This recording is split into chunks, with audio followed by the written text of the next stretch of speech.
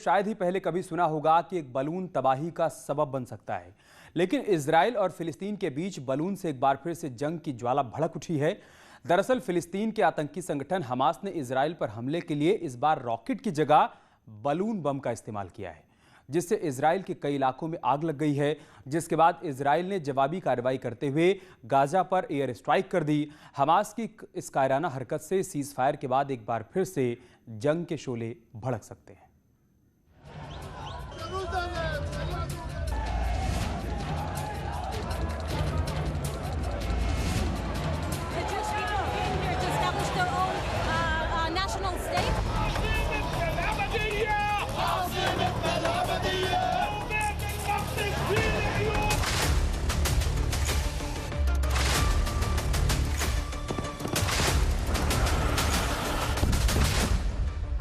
Hamas के balloon बम, Israel ने दिखाया दम।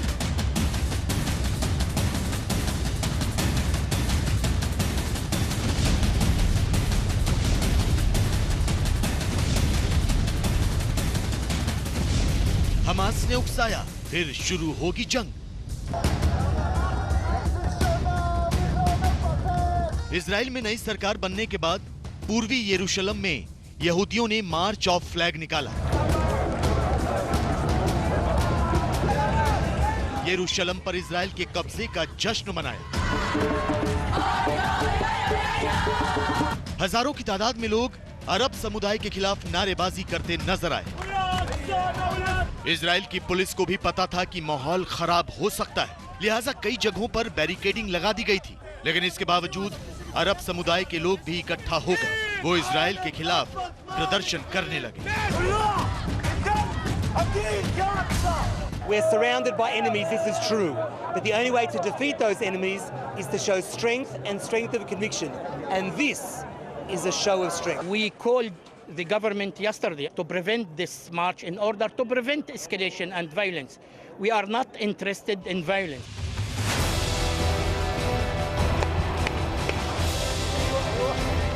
कुछ ही घंटों में पूर्वी यरूशलेम जंग के अखाड़े में तब्दील हो गया। लेकिन इस विरोध प्रदर्शन की आग में घी का काम किया हमास ने।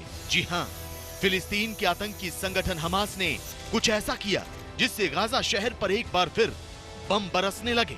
रात के अंधेरे में गाजा शहर आग की लपटों में घिर गया।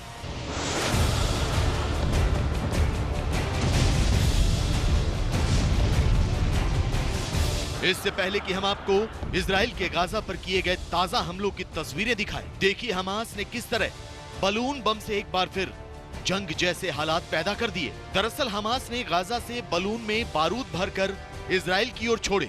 ये बलून जिन इलाकों में गिरे वहां आग लग गई।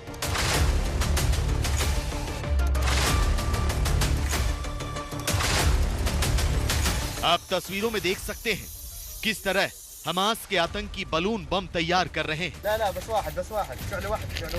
किस तरह बलून में बारूद भरकर इन्हें छोड़ा जा रहा है। लेकिन हमास की ये करतूत फिलिस्तीन पर एक बार फिर भारी पड़ी। हमास के बलून बम से कई जगहों पर आग लग गई, जिसका नतीजा ये हुआ कि इजराइल की नई और राष्ट्रवादी सरकार ने फौरन गाजा पर हमले का हुक्म दे दिया।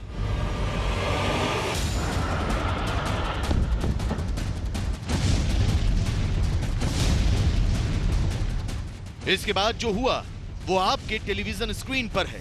इजराइल ने गाजा पर एयर स्ट्राइक कर दिया। दावा है कि इजराइल की वायुसेना ने हमास के ठिकानों पर हमला कर उन्हें जमींदोज कर दिया। हालांकि इजराइल के हमलों में किसी के भी मारे जाने की खबर नहीं है, लेकिन इस हमले से एक बार फिर जंग की ज्वाला भड़क सकती है। कयास लगाए जा रहे हैं कि हमास के साथ सीज फायर समझौता खत्म कर फिलिस्तीन पर इजराइल नए सिरे से हमलों का सिलसिला शुरू कर सकता है। आज की तारीख में उन्होंने एयर स्ट्राइक करी है, क्योंकि उनका कहना है कि हमास ने जो आग वाले गुब्बारे इजराइल की तरफ दागे हैं वो अपने आप में एक थ्रेट है। दोनों ही देश के बीच का ये तनाव हमेशा से चला आया है, अभी भी चल रहा है। ये जो सीज फायर एग्रीमेंट्स होते हैं ये सिर्फ थोड़े समय के होते हैं। हाँ, ये तनाव जंग का रूप हर रोज़ाना नहीं लेती, लेकिन हर थोड़े समय के बाद लेती है। जिस तरीके से अब वो दोनों वापस चल पड़े हैं, एस्केलेट होने में 2 मिनट लगेंगे कि यस एयर स्ट्राइक हुई, वहाँ से रॉकेट छूट गए और एक तरह की लड़ाई शुरू हो गई।